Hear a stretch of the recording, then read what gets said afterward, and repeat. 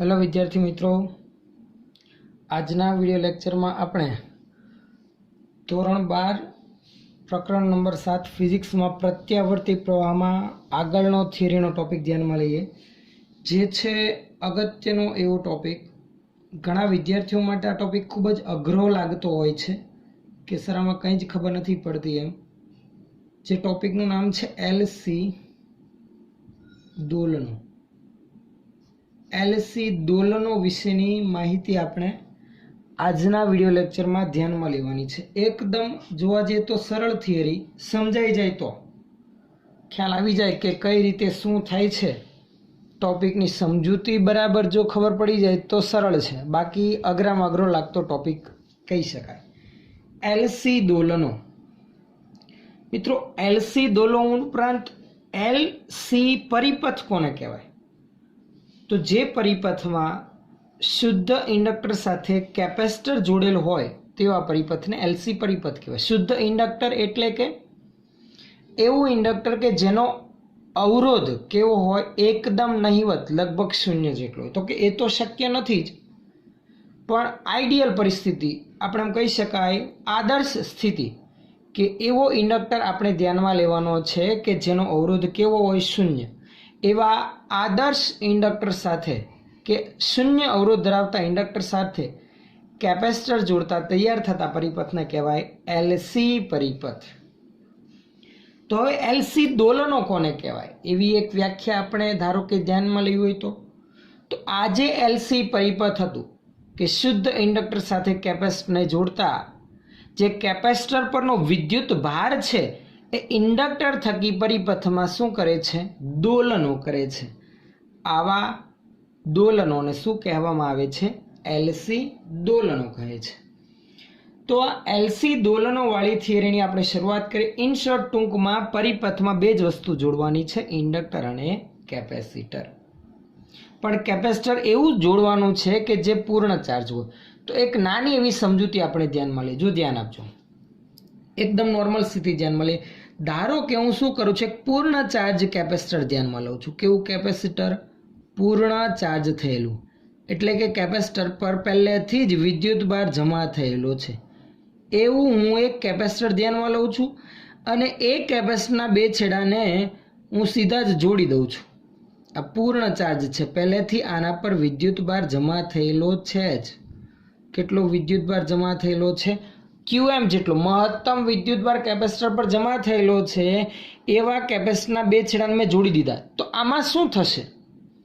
तो जो हूँ आ प्रकारनुं जोडाण करीश, मात्र केपेसिटरना बे छेडाने सीधा हूँ जोड़ी दईश तो धन प्लेट वाटे विद्युत भार गति करीने प्रवाह रचीने सीधो ऋण पर जवा लागशे। आपणने एम थाय के सर धन विद्युत भार थोड़ो गति करे। तो आ तो समजूती माटेनी माहिती ध्यानमां लीधी मित्रों। एम पण कही शकाय ने कि ऋण प्लेट परथी इलेक्ट्रॉन गति करीने सीधा धन पर आववा लागे। तो आनो धन विद्युत भार घटे, आनो ऋण विद्युत भार घटे। केपेसिटर जे पूर्ण चार्ज हतुं ए धीमे धीमे डिस्चार्ज थाय, पण धीमे धीमे नथी थतुं मित्रों। ज्यारे एवुं आपणे परिपथ पूर्ण करीने जोडाण करीए छीए क्षणभरमां ज शुं थाय छे? तो के क्षणभरमां ज केपेसिटर परनो विद्युत भार क्यू घटवा लागे छे अने क्यू घटीने केटलो थई जाय छे? 0 थई जाय छे।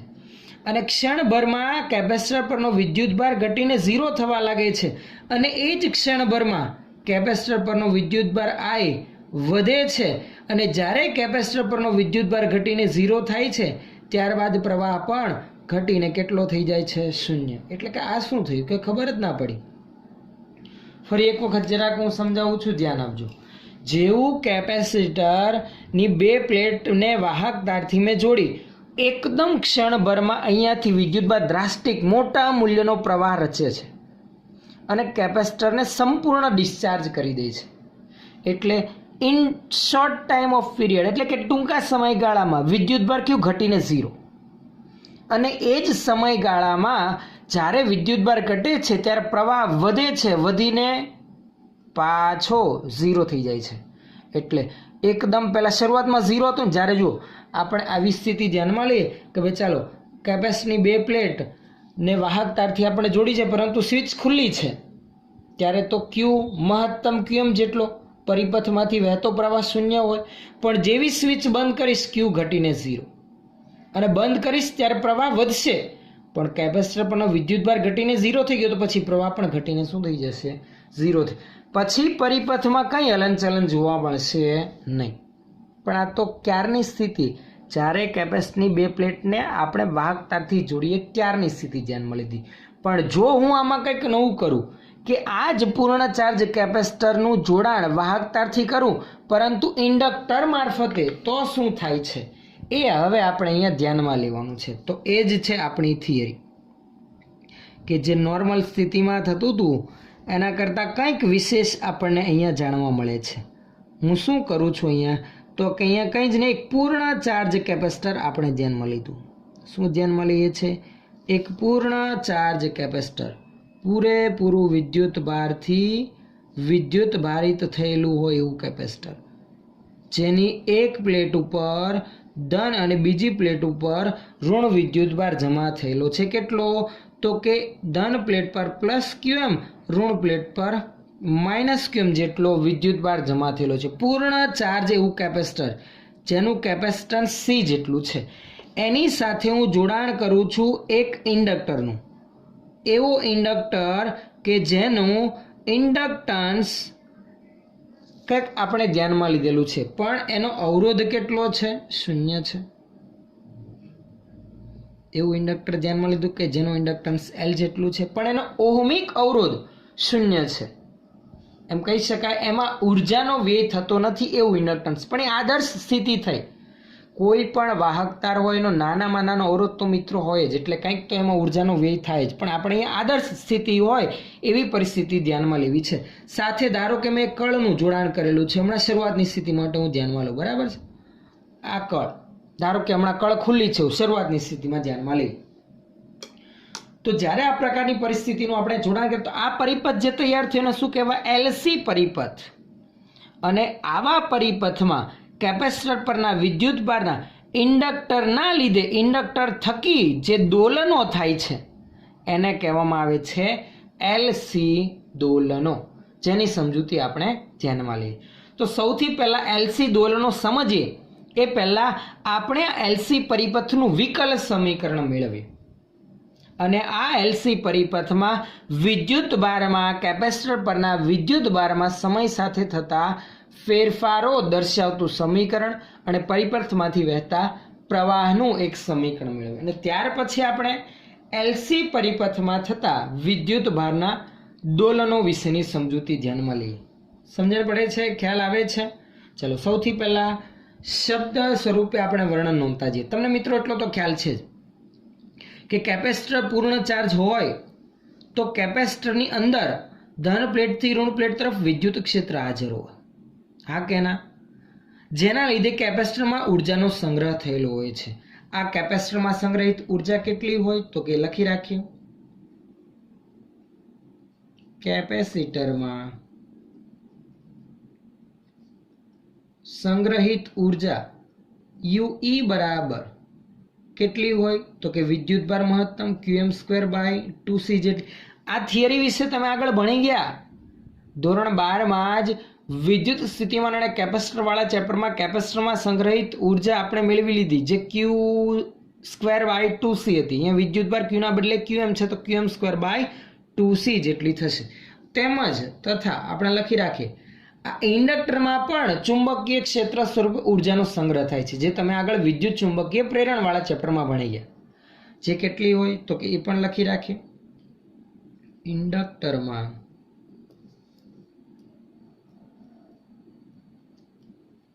સંગ્રહિત ઉર્જા ચુંબકીય ક્ષેત્ર સ્વરૂપે UB બરાબર 1/2 L Im², મહત્તમ પ્રવાહ. આ રીતે આપણે રજૂ કરી શકીએ. જો ઇન્ડક્ટરમાંથી વહેતો પ્રવાહ મહત્તમ હોય તો સંગ્રહિત ઉર્જા 1/2 Li², ચુંબકીય ક્ષેત્ર સ્વરૂપે સંગ્રહ થતી ઉર્જાનું સમીકરણ. મિત્રો, આ સમીકરણ જે મેં અત્યારે નોંધેલા છે એના વિશે તમે આજ ધોરણ 12માં આગળના ચેપ્ટરોમાં ભણીને આવેલા છો. મેં કંઈ નવું લખેલું નથી. ચલો, આટલામાં ખ્યાલ આવે છે. આ સમીકરણનો આપણે અહીંયા ઉપયોગ કરવાનો થશે સમજવા માટે, એટલે મેં હમણાં નોંધી રાખ્યા. ઉપરનો જે ભાગ છે અહીંયાથી ઉપર એ સમજૂતી માટે મેં દર્શાવેલ છે, જે કોઈ થિયરીમાં આપણે લખવાનું આવશે નહીં. જ્યારે કેપેસિટરની બે પ્લેટને જોડે ત્યારે આવું થાય છે, પણ આ જ કેપેસિટર સાથે ઇન્ડક્ટરને જોડે ત્યારે ક્ષણભરમાં કંઈ ઘટીને બધું ઝીરો થઈ જતું નથી. ઇન્ડક્ટર જોડતા વિદ્યુત ભારના ઇન્ડક્ટરના લીધે આ જે રીતે હું આંગળી ફેરવું છું ને એ રીતે દોલનો સતત ચાલુ થઈ જાય છે અને હું સતત ચાલ્યા કરે છે સમય સાથે. કઈ રીતે થાય છે એની સમજૂતી માટે આગળ વધીએ તો સૌથી પહેલાં તો આપણે શરૂઆતની સ્થિતિ ધ્યાનમાં લઈએ. અત્યારે મેં તમને આકૃતિમાં દર્શાવેલ છે આ પ્રારંભિક સ્થિતિ જ્યારે કળ ખુલ્લી છે. હમણાં ધારો કે આ છેડો જોડેલો નથી, આ કળ જે કે છે એ ખુલ્લી રાખેલ છે, બંધ થયેલ નથી, તો પરિપથમાંથી કોઈ પ્રવાહ નથી વહેતો. કેપેસિટર પરનો વિદ્યુત ભાર મહત્તમ QM જેટલો જમા થયેલો છે. તો એ નોંધી રાખે. સૌથી પહેલા શરૂઆતથી હવે આગળ ધ્યાનમાં લે માહિતી ધ્યાન આપજો. હવે એની સમજૂતી હું લખતો જાઉં છું. હવે આપણે એલસી પરિપથના દોલનો માટેનો વિકલ સમીકરણ માટેની સમજૂતી ધ્યાનમાં લે છે સૌથી પહેલા, બરાબર છે? એના હું મુદ્દા નોંધતો જાઉં છું. તો શરૂઆતની સ્થિતિ જે આપણને દેખાવે છે આપણે લખતા જઈએ. ધારો કે શું આપણે ધ્યાનમાં લઈએ કે કેપેસિટર પર t બરાબર 0 સમયે QM જેટલો વિદ્યુત ભાર છે અને તેને L ઇન્ડક્ટન્સ ધરાવતા શુદ્ધ ઇન્ડક્ટર સાથે જોડવામાં આવે છે. તો કે ધારો કે કેપેસિટર પર t બરાબર 0 સમયે Q બરાબર QM જેટલો વિદ્યુત ભાર છે અને તેને L ઇન્ડક્ટન્સ ધરાવતા ઇન્ડક્ટર સાથે જોડેલ છે. L ઇન્ડક્ટન્સ ધરાવતા ઇન્ડક્ટર સાથે આપણે જોડી રાખેલ છે. હવે શું થશે તો કે જ્યારે પરિપથ પૂર્ણ થાય એટલે કે સ્વિચ બંધ થાય છે ત્યારે કેપેસિટર પરનો વિદ્યુત ભાર ઘટવા લાગે છે, કેમ કે જેવી સ્વિચ બંધ થશે આ ઋણ પ્લેટ પરથી ઇલેક્ટ્રોન ગતિ કરીને ધન પ્લેટ પર જશે, એટલે ઇલેક્ટ્રોનની ગતિની વિરુદ્ધ દિશામાં પ્રવાહ રચાશે.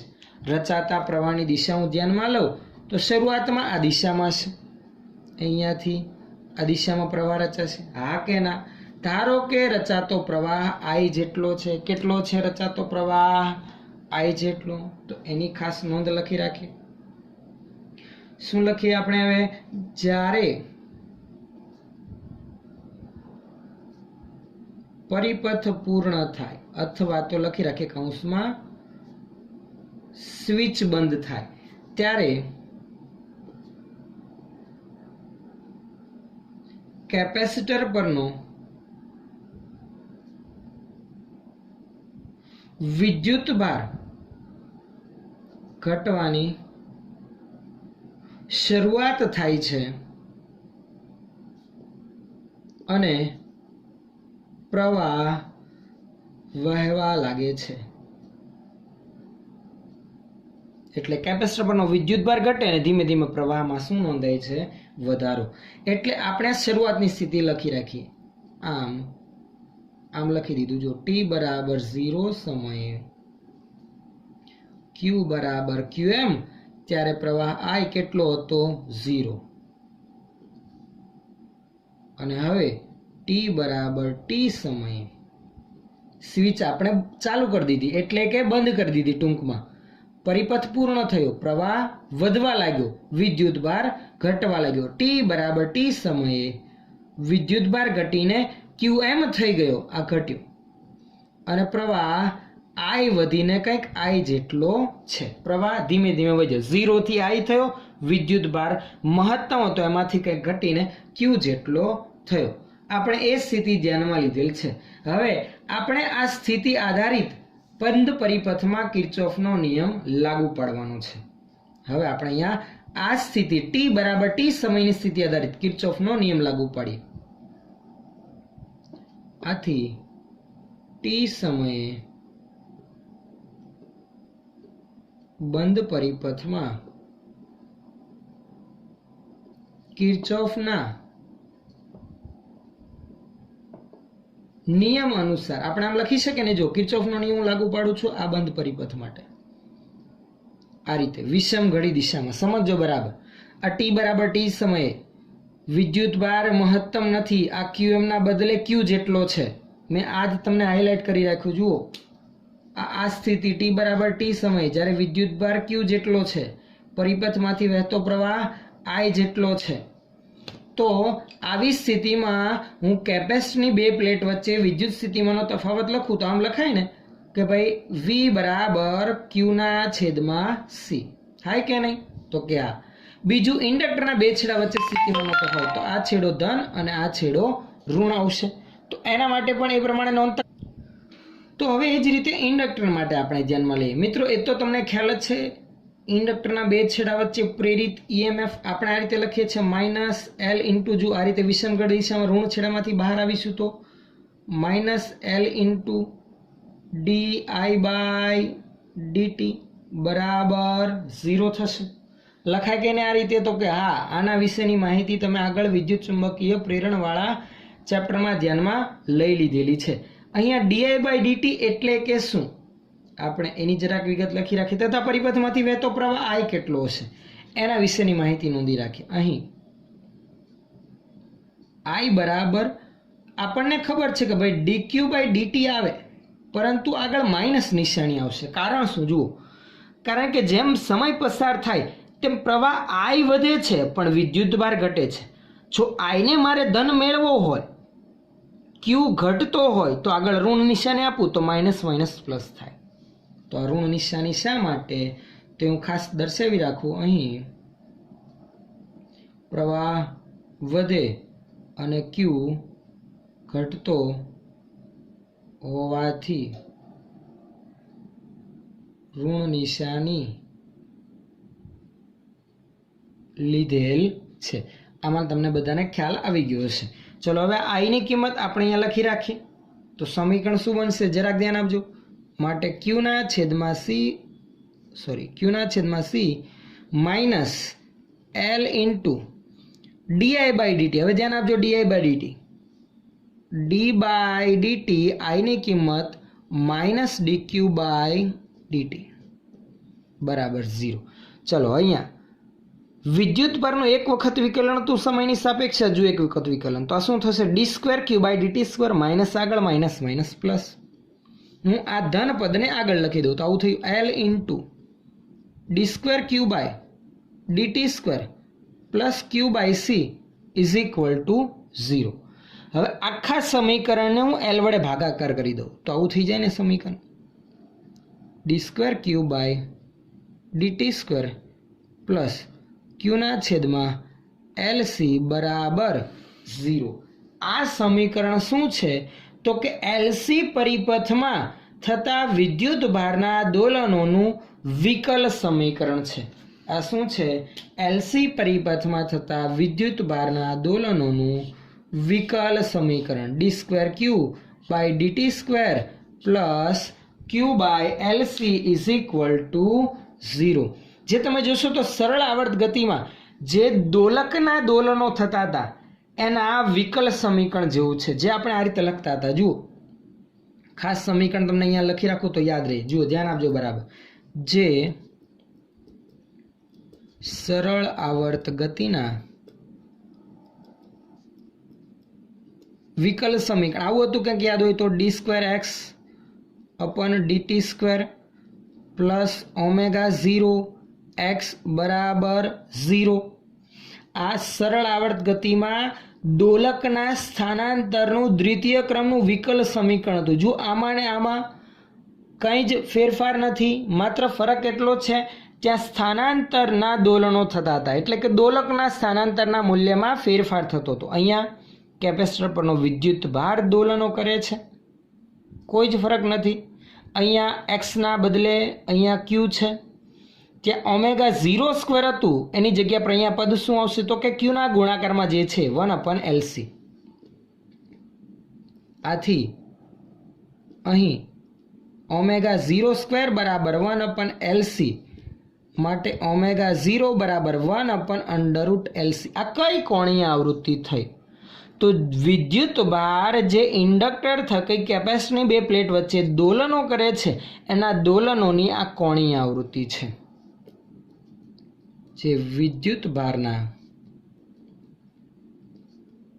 દોલનોની કોણીય આવૃત્તિ છે. આ ઉપરનું જે સમીકરણ આપણે ધ્યાનમાં લીધું એ ω0 બરાબર 1/√LC જેટલી આવૃત્તિથી આ વિદ્યુત ભાર ઇન્ડક્ટર થકી શું કરે છે? પરિપથમાં દોલન કરે છે. તેની આપણે અહીંયા માહિતી ધ્યાનમાં લીધી. હવે આ જે સમીકરણ આપણે સરળ આવર્ત ગતિ માટે ધ્યાનમાં લેતા હતા કે આ સમીકરણના ઉકેલ તરીકે આપણે સ્થાનાંતરનું મૂલ્ય આપણે ધ્યાનમાં લેતા હતા. તમને ખ્યાલ હોય તો આપણે આ જે સમીકરણ મેં લખેલું છે એનો ઉકેલ આ રીતે દર્શાવતા હતા. x બરાબર x0 અથવા તો કંપ વિસ્તાર sin ω0t પ્લસ phi વડે રજૂ કરતા હતા. કેમ કે ત્યાં ડોલકનું સ્થાનાંતર આપણે ધ્યાનમાં લઈએ તો સમતોલન સ્થાન આગળથી શરૂઆત થતી હતી. સાઇન અથવા તો કોસાઇન વિધિ મુજબ દોલન થઈ શકે, એટલે કે સમતોલન સ્થાન મધ્યમાન સ્થાનેથી શરૂઆત થાય તો સાઇન, કોઈ એક મહત્તમ સ્થાનેથી ગતિની શરૂઆત થતી હોય તો સાઇનના બદલે કોસ પણ આવે. તો એ જ રીતે જો આ સમીકરણનો ઉકેલ x બરાબર x0 sin ω0t પ્લસ 5 હોય તો અહીંયા વિદ્યુત ભારના દોલનોના વિકલ સમીકરણનો ઉકેલ પણ કંઈક આવો મળશે. લખી રાખું છું પરથી. વિદ્યુત ભારનો ઉકેલ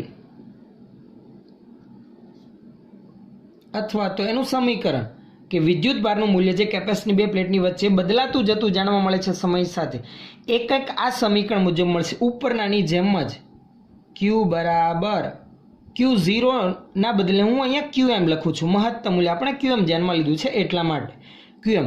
સાઇનના બદલે અહીંયા આપણે શું ધ્યાનમાં લઈશું? કોસ. કોસ શા માટે? તો કે મિત્રો તમને ખ્યાલ છે આપણે અહીંયા શરૂઆતમાં કેપેસિટરની પ્લેટ પરનો વિદ્યુતભાર મહત્તમ છે અને મહત્તમ મૂલ્ય t બરાબર 0 સમયે કોસ વિધેયમાં મળશે. જો t બરાબર 0 લઈશ તો કોસ 0 શું આવે? 1. એટલા માટે આપણે અહીંયા મહત્તમ વિદ્યુતભાર t બરાબર 0 સમયે કેપેસિટરની પ્લેટ પર હોવાથી સાઇનના બદલે કોસ વિધેય વિદ્યુતભારના સમીકરણમાં લખેલ છે. તો કોસ ω0t પ્લસ 5 મુજબ બદલાય છે. હવે આમાં પ્રારંભિક શરતનો ઉપયોગ કરીએ. અહીંયા આપણે પ્રારંભિક શરત ધ્યાનમાં લેજો, લાગુ પડે શું સમજો. અહીં પ્રારંભિક શરત t બરાબર 0 સમયે q બરાબર qm લેતા, ચલો આ કિંમત હું ઉપરના સમીકરણમાં લખું છું. q બરાબર qm, qm તો હતું જ, q ની જગ્યા પર મેં qm લખી રાખ્યું. cos t0 ω0t0 તો માત્ર cos phi. ચલો આ પદ કેન્સલ થઈ જાય તો અહીંયા આવું આવી ગયું. cos phi બરાબર 1 એટલે કે phi બરાબર શું આવશે? 0 ડિગ્રી. કારણ કે cosનું મૂલ્ય 1 ક્યારે આવે? કયા ખૂણા પર? તો કે 0 ડિગ્રી પર. તો આ શરૂઆતની સ્થિતિમાં આપણને આ માહિતી મળી આવી. તો હવે આ શરૂઆતની સ્થિતિ આધારિત હું કિંમત મૂકું ફાઈની કિંમત તો મને શું મળશે? આથી આપણે આમ લખી શકીએ ને, q બરાબર qm cos ω0t. આ સમીકરણ મુજબ કેપેસિટરની પ્લેટ પર વિદ્યુત ભારના મૂલ્યમાં શું થાય છે? ફેરફાર નોંધાતો જાય છે. હવે કેવી રીતના ફેરફાર થાય છે, કેવી રીતે દોલનો થાય છે એ આપણે ખાસ સમજવાનું છે. પણ હજુ તો આ વિદ્યુત ભાર આપણને મળી આવ્યો કેપેસિટરની પ્લેટ પરનો જે દોલનો કરે છે. વિદ્યુત ભારના લીધે પરિપથમાંથી વહેતા પ્રવાહમાં પણ ફેરફાર થાય છે. તો આપણે I મેળવીએ તો કંઈ નહીં, Q હોય એના પરથી I મળે. આ રહ્યો આપણે I બરાબર dq/dt માઇનસ, તો આ Q ની કિંમત હું આ સમીકરણમાં મૂકી દઉં તો આવું થશે. જુઓ, આથી I બરાબર માઇનસ d/dt. Q ની કિંમત લખું છું ને, જુઓ જરાક ધ્યાનથી. qm cos ω0t. qm અચળ આગળ લઈ લો તો માઇનસ qm. બીજું cos ω0t નું વિકલન t ની સાપેક્ષે. cosનું વિકલન આવે માઇનસ સાઇન અને t ના સહગુણકમાં જે હોય એ પદ આગળ આવી જાય તો આવું થઈ જાય. ધ્યાન આપજો, માઇનસ ω0 આગળ sin ω0t. માઇનસ માઇનસ થઈ જશે પ્લસ, માટે પ્રવાહ I બરાબર plus qm ω0 sine omega 0t લખાય કે નહીં? આમાં જે QM ઓમેગા 0 પદ છે સાઇન ઓમેગા 0t ના સહગુણકમાં આ જે પદ છે એ બીજું કંઈ જ નહીં, પ્રવાહનું મહત્તમ મૂલ્ય છે. આથી આમ લખી દેવાય કે I બરાબર Im સાઇન ઓમેગા 0t મુજબ પરિપથમાંથી વહેતો પ્રવાહ સાઇન વિધેય અનુસાર બદલાય છે અને પરિપથમાં કેપેસિટરની પ્લેટ પરનો વિદ્યુત ભાર કોસ વિધેય અનુસાર શું કરે છે? દોલનો કરે છે. તો આ જે પરિપથમાં વિદ્યુત ભારના દોલનો થાય છે એ આ કોસ વિધેય અનુસાર અને પ્રવાહના મૂલ્યમાં ફેરફાર નોંધાય છે એ સાઇન વિધેય અનુસાર સતત શું થાય છે? ફેરફાર નોંધાતા જાય છે. એ કોના લીધે? માત્ર ઇન્ડક્ટરના લીધે. જો ઇન્ડક્ટર નહોતું તો કંઈ જ નહોતું, ક્ષણભરમાં પ્રવાહ ઘટીને 0, વાર્તા પૂરી થઈ જાય ત્યાંની ત્યાં. પણ ઇન્ડક્ટરના લીધે સતત બદલાતું જાય છે. જે રીતે હું તમને આ હાથ ફેરવું છું એ રીતે સતત વિદ્યુતભારની ગતિ બદલાયા જ કરે છે અને સમય સાથે આમને આમ ચાલ્યા જ કરે છે. તમે વિચારો, જો શરૂઆતમાં કેપેસિટર પરનો વિદ્યુતભાર મહત્તમ એટલે કે કેપેસિટરમાં સંગ્રહિત ઉર્જા આ સમીકરણ મુજબ મેક્સિમમ, જેવો સમય પસાર થયો, જો શરૂઆતમાં કેપેસિટર પર પૂરેપૂરો વિદ્યુતભાર જમા થયો હતો એટલે કે આટલી ઉર્જા સંગ્રહિત હતી અને એ જ ક્ષણે ઇન્ડક્ટરમાંથી વહેતો પ્રવાહ કેટલો હતો? 0 હતો. તો આ ઉર્જા 0 હતી એટલે બધી જ ઉર્જા ક્યાં સંગ્રહિત થયેલી હતી? કેપેસિટરના બે પ્લેટની વચ્ચેના વિસ્તારમાં વિદ્યુત ક્ષેત્ર સ્વરૂપે. જેવી સ્વિચ મેં બંધ કરી, પ્રવાહ ચાલુ થયો, કેપેસિટર પરનો વિદ્યુતભાર ઘટવા લાગ્યો એટલે કે આ ઉર્જામાં ઘટાડો નોંધાશે. QM ના બદલે Q થઈ ગયું, આ રહ્યું. અને પ્રવાહ I બરાબર 0 હતો એ વધીને I થયો. તો આ ઉર્જા ઇન્ડક્ટરમાં ચુંબકીય ક્ષેત્ર સ્વરૂપે સંગ્રહાતી ઉર્જા વધશે. કેટલી થશે? તો કે 1/2 L પ્રવાહ I, તો I². ખ્યાલ આવે છે? એટલે કે કેપેસિટરની બે પ્લેટ વચ્ચે વિદ્યુત ક્ષેત્ર સ્વરૂપે સંગ્રહિત ઉર્જા ધીમે ધીમે ઘટે અને ઇન્ડક્ટરમાં સંગ્રહિત ઉર્જા ધીમે ધીમે વધતી જાય છે. હજુ સમય પસાર થશે તેમાં કેપેસિટર પરનો વિદ્યુતભાર ઘટીને 0 થશે અને ત્યારે આ ઇન્ડક્ટરમાંથી વહેતો પ્રવાહ કેવો થશે? મહત્તમ મળશે. જે આપણે અલગ અલગ સ્ટેજ સ્વરૂપે આગળ હવે ધ્યાનમાં લઈએ. તો ખાસ વિડીયો સ્ટોપ પર આટલું લખી રાખશો, અથવા તો આજે તમે નોંધ તમે સ્ક્રીન પર જુઓ છો તેની PDF નોટ તમને ડિસ્ક્રિપ્શનમાં પણ મળી જશે. તો બેમાંથી જે તમને હિતાવ લાગે એ પ્રમાણે તમારી નોટબુકમાં તમે આગળ જતા નોંધી શકો છો. તો અહીંયાથી હવે નેક્સ્ટ આગળ વધીએ. તો ચલો અહીંયાથી આગળ વધીએ છીએ આપણે. આમ મિત્રો આપણે અહીંયા કહી શકીએ કે કેપેસિટરની બે પ્લેટ વચ્ચે વિદ્યુત ભારનું ઇન્ડક્ટર થકી શું થાય છે? દોલન થાય છે. એટલે કે કેપેસિટરમાં સંગ્રહિત ઉર્જા સમય પસાર થાય તેમ ઇન્ડક્ટરમાં પાછી કેપેસિટરમાં એમ સતત દોલન કર્યા કરે છે. તો ખાસ નોંધ લખી રાખે. આ ઉપરાંત બીજા આગળના સમીકરણ લખી રાખું છું હું પહેલાં. જુઓ, પેલા વિદ્યુત ભારનું આવેલું સમીકરણ અહીં Q બરાબર QM કયા વિધિ અનુસાર વિદ્યુતભારના મૂલ્યમાં ફેરફાર થતો તો cos ઓમેગા 0t તથા ફાઇનલ સમીકરણ પ્રવાહનું આવું આવ્યું I બરાબર Im સાઇન ઓમેગા 0t મુજબ પરિપથમાંથી વહેતા પ્રવાહમાં ફેરફાર થાય છે. જો એકમાં સાઇન વિધેય એકમાં કોસ, બંને એક સાથે 0 નહીં થાય કે એક સાથે મહત્તમ નહીં થાય. કોસ જ્યારે 0 હોય તે ખૂણા પર સાઇન મહત્તમ હોય. ચલો, કોસ ક્યારે 0 હોય? π/2 પર. તો π/2 પર સાઇન કેવું હોય? મહત્તમ. એટલે જ્યારે વિદ્યુતભાર 0 હશે ને ત્યારે પ્રવાહ મહત્તમ હશે, જ્યારે પ્રવાહ 0 હશે ત્યારે વિદ્યુતભાર મહત્તમ હશે. એટલે કોઈ એક સમયે જ્યારે કેપેસિટર પૂર્ણ ચાર્જ હશે ત્યારે ઇન્ડક્ટરમાં સંગ્રહિત ઉર્જા 0 હશે અને જ્યારે ઇન્ડક્ટરમાંથી મહત્તમ પ્રવાહ પસાર થતો હશે ત્યારે કેપેસિટર પૂર્ણ ડિસ્ચાર્જ થયેલું હશે. આમ સતત કેપેસિટરની બે પ્લેટ વચ્ચે વિદ્યુતભાર અથવા તો કહી શકાય ઉર્જા ઇન્ડક્ટર થકી શું કરે છે? દોલન કરે છે. આમ કહી શકાય કે કેપેસિટરની બે પ્લેટ વચ્ચે વિદ્યુતભાર અથવા તો કહી શકાય ઉર્જા ઇન્ડક્ટર થકી શું કરે છે? દોલનો કરે છે તેમ આપણે કહી શકીએ. હવે આપણે આ ઇન્ડક્ટર થકી થતા દોલનોની સમજૂતી ધ્યાનમાં લઈએ. એના માટે હું અમુક આકૃતિ તમારી સામે દર્શાવી રાખું પહેલાં, પછી આપણે સમજૂતી ધ્યાનમાં લઈએ તો તમને ફટાફટ ખ્યાલ આવશે. તો સૌથી પહેલાં હું શું કરું, અલગ અલગ સ્ટેજ માટે કેપેસિટર સાથે જોડેલા ઇન્ડક્ટરની એવી અમુક આકૃતિ હું દર્શાવી રાખું છું. અને ત્યાર પછી સ્ટેપ બાય સ્ટેપ સમય પસાર થાય તો કઈ રીતે કેપેસિટરમાં સંગ્રહેલી ઉર્જા ઇન્ડક્ટરમાંથી પાછી કેપેસિટરમાં ટ્રાન્સફર થયા કરે, દોલન કર્યા કરે, એ આપણે સમજૂતી ધ્યાનમાં લઈએ. બરાબર છે? તો એ પહેલાં હું આકૃતિ દર્શાવી રાખું છું, ત્યાર પછી આપણે આગળ વધીએ.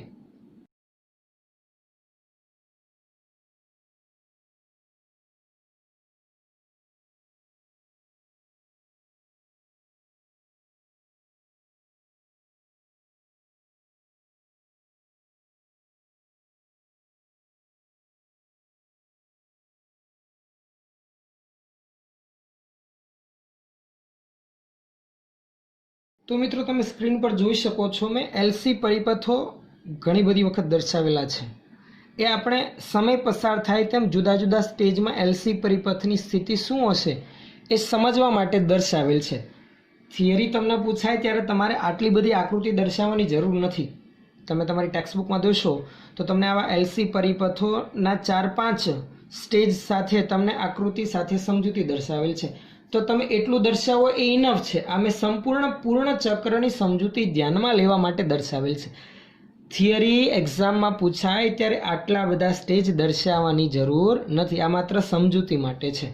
બરાબર ધ્યાન આપજો. હું શરૂઆતની સ્થિતિ ધ્યાનમાં લઉં. ધારો કે આપણો શરૂઆતનું સ્ટેજ છે જ્યારે કેપેસિટર પર પૂર્ણ ચાર્જ જમા થયેલ છે, સૌથી વધુ જમા થયેલો વિદ્યુત ભાર શરૂઆતની સ્થિતિમાં કેટલો, મહત્તમ વિદ્યુત ભાર, સોરી અહીંયા ઉપર ધન ધ્યાનમાં લઈએ, નીચે હું ઋણ ધ્યાનમાં લઉં. આ ઋણ વિદ્યુત ભાર, ભૂલ થઈ ગઈ, સમજણ પડે જ. પૂર્ણ ચાર્જ છે આ ઇન્ડક્ટન્સ L, આ કેપેસિટરનું કેપેસિટન્સ C.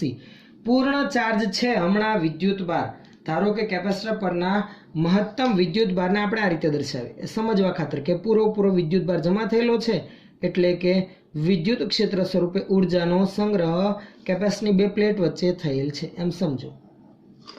અત્યારે પ્રવાહ 0 છે, વિદ્યુત ભાર મહત્તમ છે. જો અહીંયા હું લખી રાખું છું Q બરાબર QM, પ્રવાહ I બરાબર 0. જેવો પરિપથ પૂર્ણ થશે શું થશે, ધન પ્લેટમાંથી પ્રવાહ વહેવા લાગશે, વિદ્યુત ભાર ઘટશે, પ્રવાહ I ધીમે ધીમે વધશે અને પ્રવાહની દિશા ધન પ્લેટમાંથી આગળ વધવાની છે. તો ચાલો વિદ્યુત ભાર Q બરાબર QM ના બદલે હું Q વડે દર્શાવું છું. બરાબર. અને પરિપથમાંથી વહેતો પ્રવાહ આ દિશામાં છે. એરો તમને દેખાતો હશે, બરાબર વ્યવસ્થિત ખ્યાલ આવે છે. ધન પ્લેટમાંથી પ્રવાહ વહેવા લાગ્યો, વિદ્યુત ભાર પહેલા કરતા ઓછો થઈ ગયો, તો કેપેસિટરમાં સંગ્રહિત ઉર્જા પણ પહેલા કરતા ઘટી ગઈ હશે. હા, તો પહેલા કરતા ઓછી ઉર્જા આપણે આ રીતે દર્શાવીએ. સમજણ પડે છે ને? કેપેસિટરમાં સંગ્રહિત ઉર્જા પહેલા કરતા ઘટી, પ્રવાહ વહેવા લાગ્યો. કેટલો પ્રવાહ વહે છે અહીંયા, તો કે પરિપથમાંથી વહેતા પ્રવાહને આપણે અહીંયા ધારો કે I વડે દર્શાવેલ છે, તો હું અહીંયા I વડે દર્શાવું છું. સમજો, જેના લીધે ઇન્ડક્ટરમાં ચુંબકીય ક્ષેત્ર સ્વરૂપે ઉર્જાનો સંગ્રહ થશે. આ ઇન્ડક્ટરમાં ચુંબકીય ક્ષેત્ર સ્વરૂપે ઉર્જા સંગ્રહાય. ખ્યાલ આવે છે? એટલે જે સંપૂર્ણ ઉર્જા વિદ્યુત ક્ષેત્ર સ્વરૂપે સંગ્રહ પામેલી હતી એ બેમાં વહેંચાઈ ગઈ, વિદ્યુત ક્ષેત્ર સ્વરૂપે અને ઇન્ડક્ટરમાં ચુંબકીય ક્ષેત્ર સ્વરૂપે, બેમાં વહેંચાણી. આમાં ઘટાડો થયો, જે આમાં 0 તેમાં થોડોક શું થયો, વધારો થયો. આ T બરાબર 0 સમયની સ્થિતિ હતી. હવે સમય ધીમે ધીમે આગળ પસાર થતો ગયો. હજુ આના પછીની ક્ષણ ધ્યાનમાં લઈશું તો શું થશે, પ્રવાહ વધીને મહત્તમ થશે જ્યારે કેપેસિટરની પ્લેટ પર જમા થયેલો વિદ્યુત ભાર ઘટીને 0. ઇન્ડક્ટરનું કામ શું હોય મિત્રો, તમે જરાક વિચારો. તો ઇન્ડક્ટરનું કામ પરિપથમાં થતા પ્રવાહના ફેરફારનો વિરોધ કરવાનો. એટલે જ્યારે પ્રવાહ 0 હતો, જે ક્ષણભરમાં વધવા માંગતો હતો એ ધીમે ધીમે વધારશે. ઇન્ડક્ટર તરત જ વધવા નહીં દે, નિયંત્રણમાં રાખીને વધારો નોંધશે. અને જ્યારે આ વિદ્યુત ભાર ઘટીને 0 થાય ત્યારે જે મહત્તમ વધારો થવો જોઈએ પ્રવાહનો, એ પ્રવાહ મહત્તમ વહેવા લાગશે. તો હવે અહીંયા આગળની સ્થિતિ આપણે દર્શાવી રાખીએ. હવે વિદ્યુત ભાર કેપેસિટરની પ્લેટ પર 0, સહેજ પણ વિદ્યુત ભાર જમા થયેલો નથી અને પરિપથમાંથી વહેતો પ્રવાહ અત્યારે આ સ્થિતિમાં મહત્તમ છે.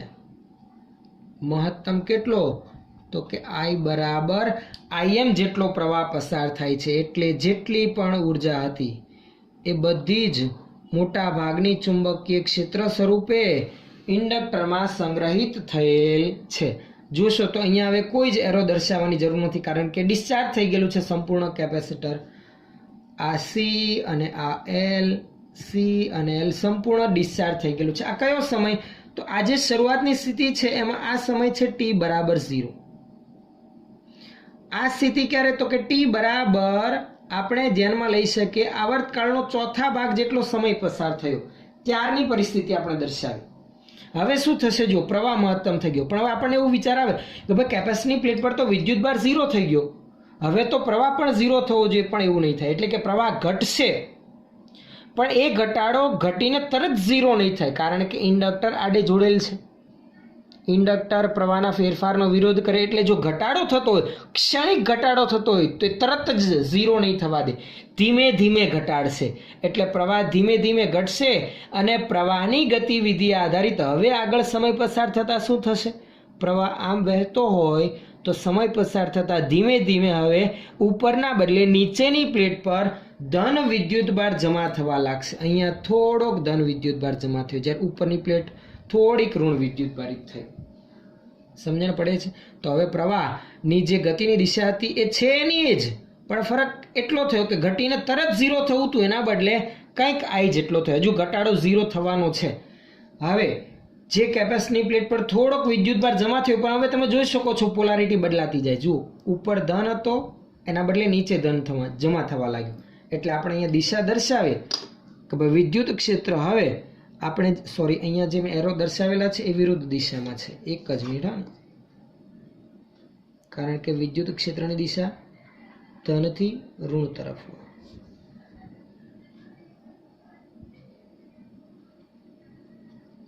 તો હવે શું થશે? વિદ્યુત ક્ષેત્ર સ્વરૂપે કેપેસિટરમાં ઉર્જાનો સંગ્રહ ધીમે ધીમે વધવા લાગ્યો. જ્યારે ઇન્ડક્ટરમાંથી વહેતા પ્રવાહમાં ઘટાડો થવાથી ચુંબકીય ક્ષેત્ર સ્વરૂપે જે ઉર્જા સંગ્રહિત થયેલી હતી એ વિદ્યુત ક્ષેત્રમાં હવે ટ્રાન્સફર થવા લાગી. બીજો કોઈ ફેરફાર નથી. સમજણ પડે છે? એકમાંથી બીજામાં ટ્રાન્સફર થાય છે. સંપૂર્ણ અહીંયા કેપેસિટર ડિસ્ચાર્જ, એટલે બધી જ ઉર્જા ચુંબકીય ક્ષેત્ર સ્વરૂપે સંગ્રહિત થયેલ છે. પ્રવાહ ઘટે તો ચુંબકીય ક્ષેત્ર સ્વરૂપે સંગ્રહિત ઉર્જામાં પણ ઘટાડો થાય, પણ સાથે સાથે આની પ્લેટ પર વિદ્યુતભાર હવે વધવા લાગ્યો. નીચેની પ્લેટ ધન અને ઉપરની પ્લેટ ઋણ વિદ્યુતભારિત થવા લાગી. કંઈક ક્યુ જેટલો વિદ્યુતભાર જમા થયો. સમજણ પડે છે? તથા પરિપથમાંથી વહેતો પ્રવાહ મહત્તમના બદલે થોડોક ઘટ્યો, એટલે ઉર્જા પાછી બંનેમાં વહેંચાય. એટલે આ સ્થિતિની જેમ, પણ ફરક એટલો છે, અહીંયા ઉપરની પ્લેટ ધન વિદ્યુતભારિત હતી, અહીંયા નીચેની પ્લેટ ધન વિદ્યુતભારિત બને. હજુ સમય પસાર થશે તેમ શું થશે? જે પ્રવાહનો ઘટાડો થતો તો એ ઘટાડો થતાં થતાં 0 થશે. ક્યારે? જ્યારે કેપેસિટરની પ્લેટ પર પૂરો વિદ્યુતભાર જમા થઈ જશે. જે ક્ષણિક ઘટાડો તો સમય પસાર થતાં 0 થાય, ત્યારે નીચેની પ્લેટ પર સંપૂર્ણ ધન વિદ્યુતભાર અને ઉપરની પ્લેટ પર બધો જ ઋણ વિદ્યુતભાર હવે જમા થઈ ગયેલો છે. એટલે આવી સ્થિતિમાં આપણે જોઈએ તો વિદ્યુત ક્ષેત્ર ધન પ્લેટથી ઋણ પ્લેટ તરફ, એટલે બધી જ ઉર્જા જે હતી એ કેપેસિટરની બે પ્લેટની અંદર વિદ્યુત ક્ષેત્ર સ્વરૂપે સંગ્રહ પામી ચૂકી છે. જે વિદ્યુતભાર જમા થયેલો છે ક્યુ બરાબર QM જેટલો. જ્યારે પરિપથમાંથી વહેતો પ્રવાહ ઘટીને હવે 0, I બરાબર 0, ઇન્ડક્ટન્સ L, એટલે કોઈ પ્રવાહ વહેતો નથી. નેક્સ્ટ પરિસ્થિતિમાં શું થશે? તો કે હવે જુઓ, નીચેની પ્લેટ ધન, ઉપરની ઋણ, આના કરતાં ઓપોઝિટ. હવે ઇન્ડક્ટર જોડેલ છે તો હવે ધનમાંથી પ્રવાહ ઋણ તરફ વહેશે, એટલે વિરુદ્ધ ગતિ ચાલુ થઈ. જુઓ, આ સ્થિતિથી આ સ્થિતિમાં શું થયું? વિદ્યુતભાર આમ દોલન કરતો હતો, ગતિ કરીને આવતો હતો, પ્રવાહ આમ વહેતો હતો. જેવી નીચેની પ્લેટ ધન ઉપરની ઋણ થાય, હવે પ્રવાહની દિશા ઉલટાઈ ગઈ આ રીતે. તો સમય પસાર થતાં કેપેસિટરની પ્લેટ પરનો ધન વિદ્યુતભાર જે નીચેનો છે એ ઘટશે, ઉપરનો પણ ઘટશે. પ્રવાહની દિશામાં વિરુદ્ધમાં ફેરફાર થશે અને વિરુદ્ધ દિશામાં ધીમે ધીમે હવે પ્રવાહ વધવાનો છે. તો હવે પ્રવાહની દિશા ઉલટાણી. ચલો, વિદ્યુતભાર હવે ઘટ્યો, ક્યુ જેટલો થયો. ઇન્ડક્ટરમાં ચુંબકીય ક્ષેત્ર સ્વરૂપે ઉર્જાનો સંગ્રહ થવા લાગ્યો. બરાબર છે. ચાલો, વિદ્યુત ક્ષેત્ર સ્વરૂપે સંગ્રહાયેલી ઉર્જા પહેલા કરતા ઓછી થઈ. આ સમજૂતી માટે આપણે દર્શાવીએ છીએ. તમારે એક્ઝામમાં આ બધી માહિતી દર્શાવવાની કોઈ જરૂરિયાત નથી. ક્લિયર? ખબર પડે છે? ખ્યાલ આવે છે? આ પરિપથમાંથી વહેતો પ્રવાહ I ધીમે ધીમે વધે છે. નેક્સ્ટ સ્ટેજમાં શું થશે? કેપેસિટર સંપૂર્ણ ડિસ્ચાર્જ, ઇન્ડક્ટરમાં બધી જ ઉર્જા સંગ્રહ થઈ જશે, પરિપથમાંથી વહેતો પ્રવાહ મહત્તમ થશે. તો અહીંયા હવે Q બરાબર 0. કેપેસિટર સંપૂર્ણ ડિસ્ચાર્જ, પરિપથમાંથી પ્રવાહ જે વહેતો હતો એ હવે મહત્તમ પસાર થશે. બધી જ ઉર્જા ચુંબકીય ક્ષેત્ર સ્વરૂપે ઇન્ડક્ટરમાં સંગ્રહિત થતી તમને જોવા મળશે. પરિપથમાંથી વહેતો પ્રવાહ મહત્તમ છે. હવે આગળ પ્રવાહનો ઘટાડો થશે, કારણ કે વિદ્યુતભાર 0 થઈ ગયો, તો પોટેન્શિયલ ડિફરન્સ 0. કારણ કે પરિપથમાં પ્રવાહની ગતિ વિદ્યુત સ્થિતિમાનના તફાવતના લીધે થતી હોય છે, તો એ જ 0 છે. તો પ્રવાહ 0 થશે, પણ ઇન્ડક્ટર તરત 0 નહીં થવા દે, એનો ઓપોઝ કરશે, એટલે થોડોક ઘટશે. પણ ત્યાં સુધીમાં પ્રવાહની ગતિવિધિના લીધે ઉપરની પ્લેટ પર ધન વિદ્યુત ભાર, નીચેની પ્લેટ પર થોડોક ઋણ વિદ્યુત ભાર જમા થઈ જશે. એટલે કે હવે પાછી ઉર્જા ચુંબકીય ક્ષેત્રમાંથી થોડીક વિદ્યુત ક્ષેત્ર સ્વરૂપે ટ્રાન્સફર થઈ ગઈ, એટલે કે કેપેસિટરમાં સંગ્રહિત થઈ ગઈ. ત્યારે આ ઉર્જામાં ચુંબકીય ક્ષેત્ર સ્વરૂપે સંગ્રહિત થયેલી ઉર્જામાં શું થયું હશે? ઘટાડો થયો હશે. આ કેપેસિટર અને આ ઇન્ડક્ટર. કેટલો વિદ્યુતભાર જમા થયો? Q જેટલો. વહેતો પ્રવાહ ઘટાડો થયો I જેટલો.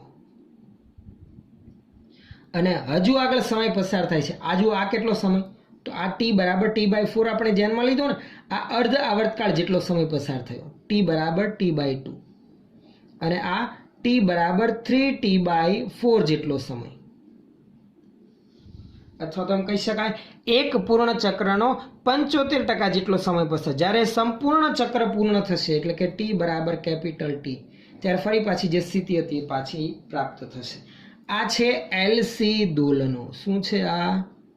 LC દોલનો. LC પરિપથમાં થતા વિદ્યુતભારના અથવા તો ઉર્જાના દોલનો વિશેની સમજૂતી આપણે આ અલગ અલગ સ્ટેજ સ્વરૂપે ધ્યાન, તમને સીધો જ ખ્યાલ આવે છે. જુઓ, અહીંયા સંપૂર્ણ ઉર્જા કયા સમીકરણ સ્વરૂપે સંગ્રહિત છે? તો ખાસ નોંધી રાખું સમીકરણ સ્વરૂપે. જો પહેલામાં પૂરેપૂરી ઉર્જા કેપેસિટરમાં સંગ્રહિત છે, તો Qm²/2c. સમજણ પડે છે ને? ખ્યાલ આવે છે કે નહીં? આ સમીકરણ થોડુંક હાઇલાઇટ કરી રાખો. ઇન્ડક્ટરમાં સંગ્રહિત ઉર્જા 0 છે. સમય પસાર થયો તેમ આ Q ઘટ્યું, પ્રવાહ I વધ્યો, એટલે હવે ઉર્જા U બરાબર Q²/2c પ્લસ થોડીક ઇન્ડક્ટરમાં વિચુંબકીય ક્ષેત્ર સ્વરૂપે સંગ્રહિત થશે, 1/2 Li². અહીંયા સંપૂર્ણ ઉર્જા ચુંબકીય ક્ષેત્ર સ્વરૂપે સંગ્રહિત છે, 1/2 Li ના બદલે પ્રવાહ Im².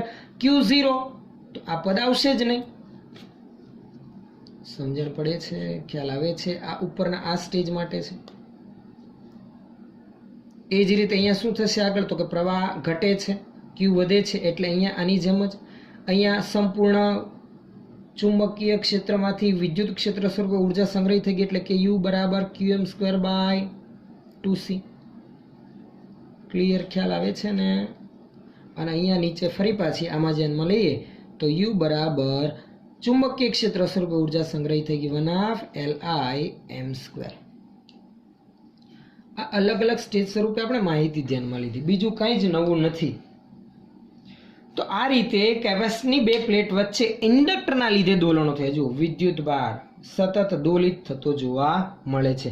જાણે કે યાંત્રિક તંત્રમાં જેમ દોલકનું સ્થાનાંતર થતું હતું, એમ અહીંયા કોનું? વિદ્યુતભારનું સ્થાનાંતર થતું જાણવા મળે છે. આપણે બંનેની સામ્યતા ધ્યાનમાં લઈએ. જુઓ આગળ, એટલે તમને વધુ ખ્યાલ આવે કે ભાઈ LC દોલનો ને સ્પ્રિંગના છેડે લટકાવેલા બ્લોકના યાંત્રિક દોલનો સાથે આપણે સરખાવીએ તો બંનેમાં કઈ કઈ રાશિ જે યાંત્રિક તંત્રમાં છે તેને સમતુલ્ય અહીંયા રાશિ કઈ છે તેનો ખ્યાલ આવે આપણને. તો હવે ખાસ આગળનું સ્ટેપ ધ્યાનમાં લઈએ. આગળની સમજૂતી બંનેની સામ્યતાવાળી. મેં જુઓ અહીંયા માત્ર આકૃતિ સ્વરૂપે તમને સમજૂતી દર્શાવી દીધેલ છે. વર્ણન તમે તમારી ટેક્સ્ટબુકમાંથી સરળતાથી નોંધી શકો છો. બરાબર છે? આ માત્ર સમજવા માટે મેં આકૃતિ અલગ અલગ સ્ટેજ સ્વરૂપે દર્શાવેલી છે. હવે સામ્યતા ધ્યાનમાં લે. અહીં